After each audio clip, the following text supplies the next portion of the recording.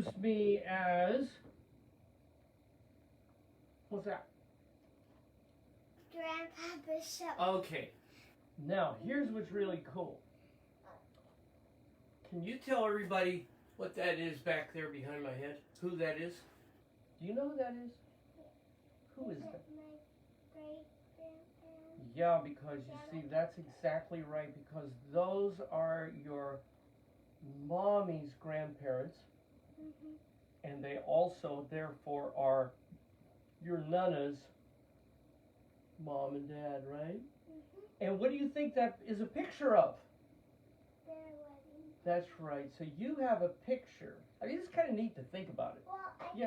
I know that it's their wedding day because he's wearing a suit and she's wearing a white dress. A white dress by your Nana, whose name was Jean Bonacci, and a suit for your very happy great-grandpa, whose name was Tony Bavacqua.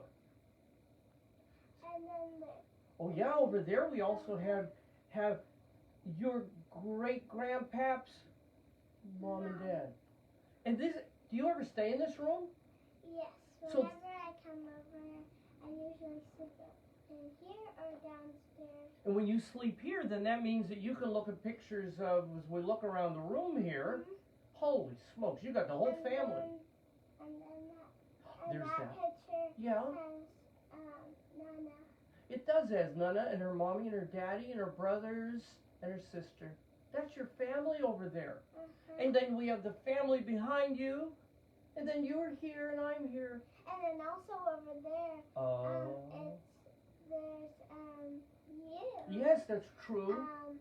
Nana, my mom, Uh-huh. Aunt Renee. Yep. So your aunts and uncles and your cousins? Yeah. Oh. And my dad. And a lot of other people that are in our family. But you see what's so cool about this? It just proves that we really are a family, aren't we? Do you like being with family and having family? You're especially nice to all of your cousins, your aunts and your uncles and your grandparents, aren't you? In fact, I think that you have a grandma who just drove in from someplace to see you. Oh, from Missouri? Yes. So you are just covered by relatives right now. Yes. And you know what I'm hoping? I'm hoping that all of your family, which therefore would be my family in some instances, are watching or are going to watch later, and I'll tell you why. Because today we're going to go to the book of Judges, and what's going to happen is we're going to discover, yeah, would you read that? What's the theme for today? Some not very nice people. Did you know that there's sometimes people who live in the world who aren't that nice? But nobody in your family, huh? No. Okay. So you're blessed.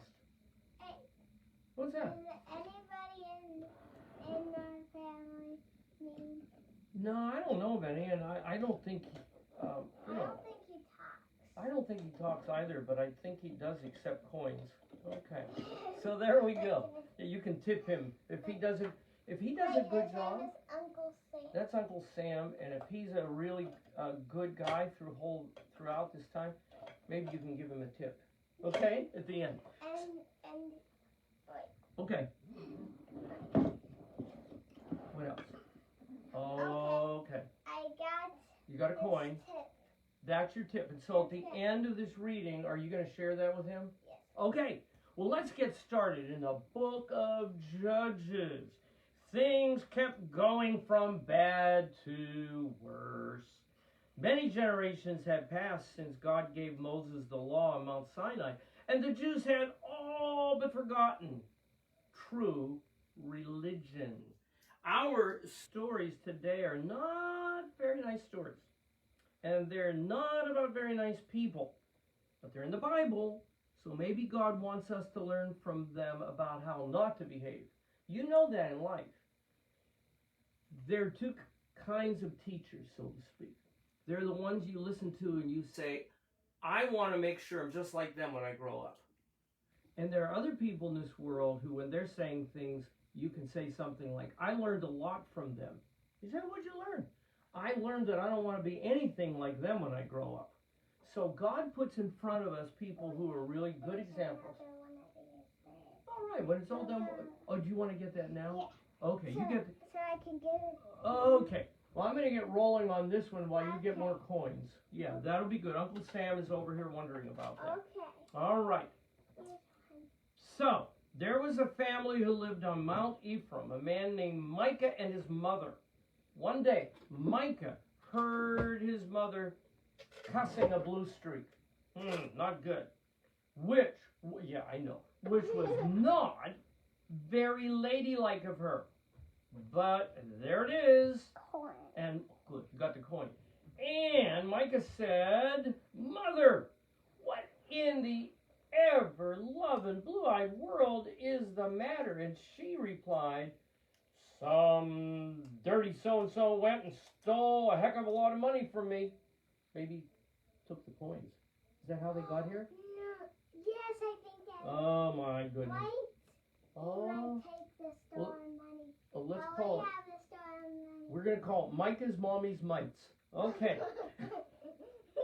Well, God bless you, my boy. I thought for sure that somebody stole it. That was money?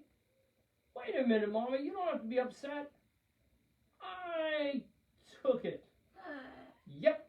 That was the money I was going to use to have an idol made so that we could worship God properly with an idol. Well, I mean, it's a little bit weird. Yeah, think about it. It would be like taking making this into an idol instead of me saying, look at my grandchildren to Do say, they live in the Philippines? no, Do they? that's from the book of Philippians. Oh, But okay. you would never worship one of these, would you? No, they remind me that I have in your family. I don't know why people would Mhm. want to steal fake. Why would they coins. steal? These are fake. They are fake. They But don't- you know, that's why they say to you, never take a plug nickel. I'll explain it another time. But anyway, about this time, a young priest is coming along. And can you imagine? Micah gave his money to the mama, and she made an idol. The priest is standing back there and made a chapel for it, just like the chapel we have here, maybe. But he didn't have a priest to offer sacrifice. So when this young priest about that time pops fresh out of seminary and was out looking for a cure, that's what we call in the church. A cure is where a priest goes to serve. Well, he came by Micah's house, and Micah hired him to be his chaplain. This young priest stayed with Micah a long while and was just like a member of the family. Now, in the splitting up of the land, the tribe of Dan hadn't yet gotten their inheritance. So they sent spies out looking for some country they couldn't capture. The spies on their journey spent the night in Micah's house and got to know the young priest. They found a land they thought they could easily capture and went home and got all the Danites. That's what you call people belong to Dan. They're called Danites to go to capture the land. Yeah, these people lived in a place called Dan. So they were from the tribe of Dan, and they were called Danites, just like they are from Italy, and they're called Italian. Are you part Italian? Yes. I know it. And I actually know how much I am. You know how much Italian you are? Yes. How do you know this? Because I just know it. Did you do a test? Yeah. And what did the test say? I'm not sure I remember all, but I think we have a paper that says how much of things that we are. Uh-huh.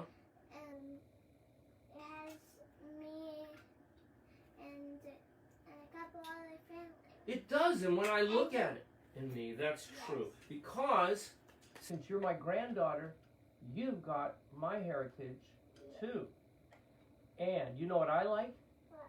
I'm happy you have so much nonna, so you got a lot of Italian. But let me tell you something else.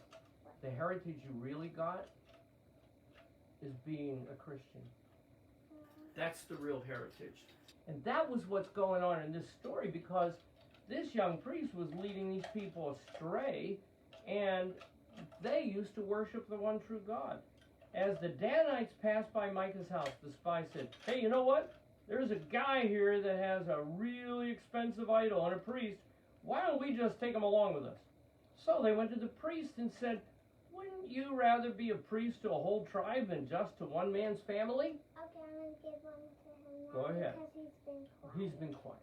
The priest was vain and ambitious, and no doubt saw in this question a call from God to larger fields of service. So he bundled up Micah's idol, packed his bag, and went along with the Danites. When Micah discovered what had happened, he got together a posse.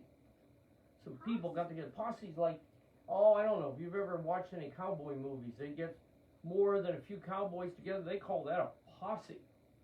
And took out after the Danites and his runaway priest.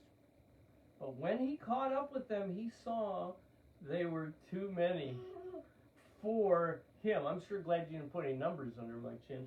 That they were too many for him, so he shook his head sadly and returned home without his idol or his priest. That's how the Danites got themselves a fancy idol, which became their shrine for many years. Don't you know a shrine? Well, that's kind of like at the churches where Papa goes, and especially the one I go to on Sundays, where we have special places and we remember saints and we remember others. Like this week on Tuesday, there's a big birthday. Did you know that? Oh, yeah. This Tuesday is the birthday of the Blessed Virgin Mary. Yeah, it's her birthday. Mary? Mary, the mother of Jesus. That's right. It's her birthday. So you can have a birthday party. Get her a birthday cake. But what I'm going to do is celebrate that Mass. Yep, and I'm going to celebrate Mass in a shrine that day. Okay, shrine is where the holy things are. Don't you know God was disgusted with his carryings on? About that time, there was another priest, a Levite, different tribe, whose wife ran away from home and took up with a fast, high-living crowd. You know what that means, don't you? Not a good group of people. But finally went home to her papa. Ooh. Dad? Yeah. Yep. Her husband went... It could be her dad or her grandpa. Right, because what do you call me? Papa. Oh, that's true. So it could be daddy or grandpa, right? Yeah, because some people call their dad. I think I've heard that, especially in this part of the country. Her husband went and talked her into coming home with him and behaving herself. And as they were traveling home, they spent the night in a town called Gibeah, which belonged to the tribe of Benjamin.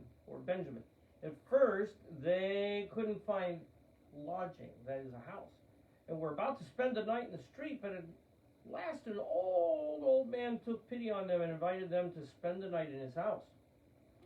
Right there. There were a bunch of young toughs, drunks, smart alecks in the town. Well, they're people who act tough, and they want to beat people up and be nasty. And smart alecks. And some of these delinquents took the Levite's wife and were very bad to her. They mistreated her and beat her up and killed her. Yeah. This made the Levite pretty mad, and the more he thought about it, the madder he got. So he sent word to all the tribes of Israel about what the Benjaminites had done. The Israelites mustered an army and marched against Benjaminites and sent messengers to the tribe's chief asking that the guilty man be turned over to them so that they could kill them. Now, the Benjaminites thought this was pretty high-handed, and they refused to turn over the guilty men. So the other Israelites prepared to attack Gibeah. But the Benjaminites, another tribe, attacked first and won a victory, killing how many? 22,000 of the other Jews. Well, sir. What? I know it. It's terrible. It's a massacre. Well, sir, this didn't set too well. So the Jews went back to camp weeping and carrying on, and they prayed to God to tell them what, and said, "Tell us what to do." God said, "Don't quit now. You're just getting started." So the next day, they returned to the fight, and again the Benjaminites won and killed 18,000 of the Jews. Let's Wait, see. is that worse or Oh, it's not as many, but if you add 22,000, 18,000 together, that's 40,000. I'm not happy. 40,000 people died. And again, What? I know.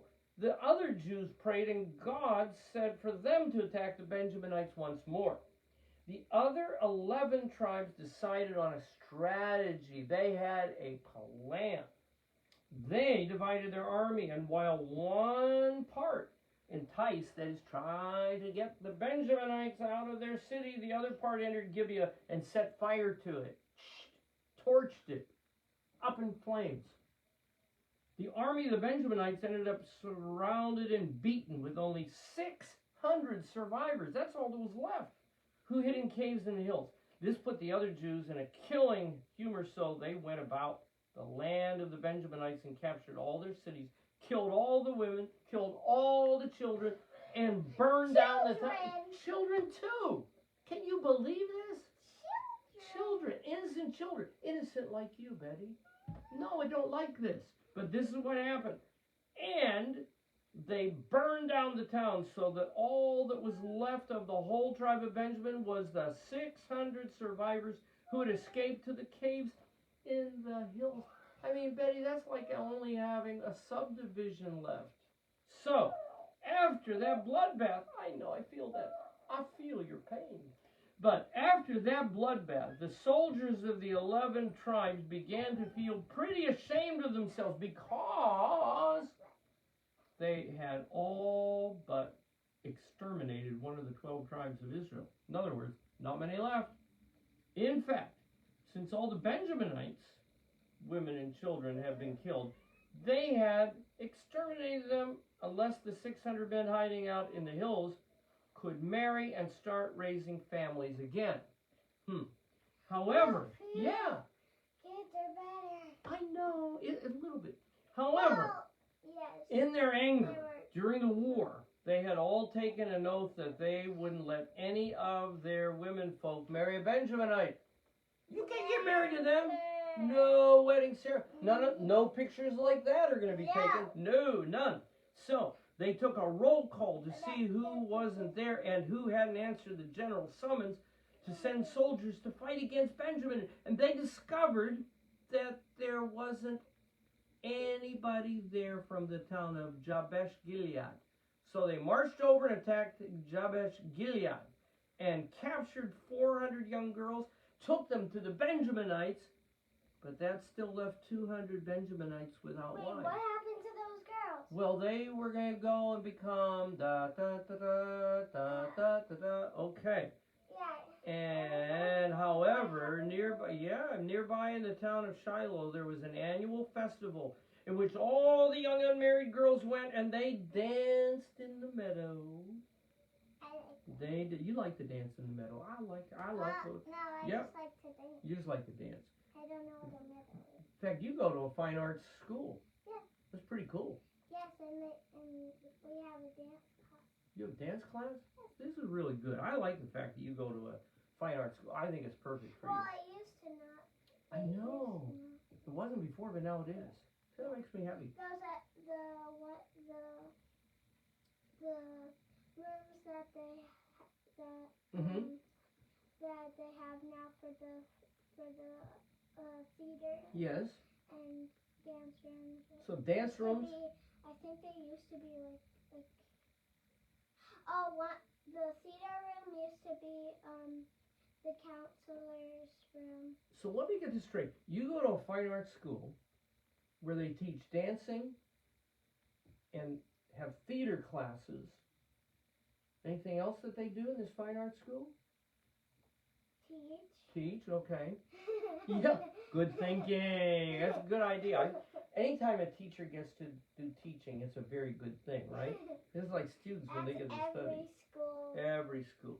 But not everybody is having theater, fine arts, all those things. I'm glad you get a chance to do that. But they didn't have any fine arts school here. In fact, most of the students were, yeah. But what happened here, the Benjaminite soldiers hid in the bushes while the dancing was going on. And at a signal, they rushed out and caught 200 of these maidens, and they carried them home. What imagine what that would look? Could you draw a picture of that? If No. it hadn't been for that, there probably wouldn't have been a tribe of Benjamin, because now, what do you think they were playing? You think they were going da da da da da da, da maybe? And then if they were dancing, they would probably listen to.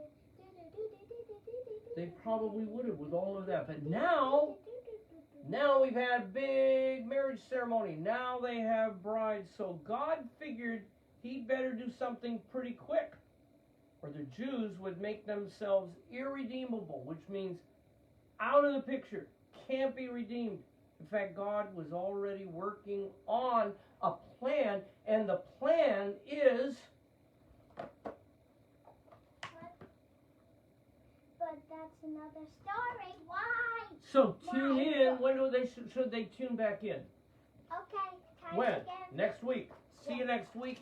Okay. And Now okay. let's give him his other coin. I Because thought. we already gave him his other coin for being quiet. Oh, see, I used to think it was Uncle Sam wants you. It's Uncle Sam wants coins. So go ahead.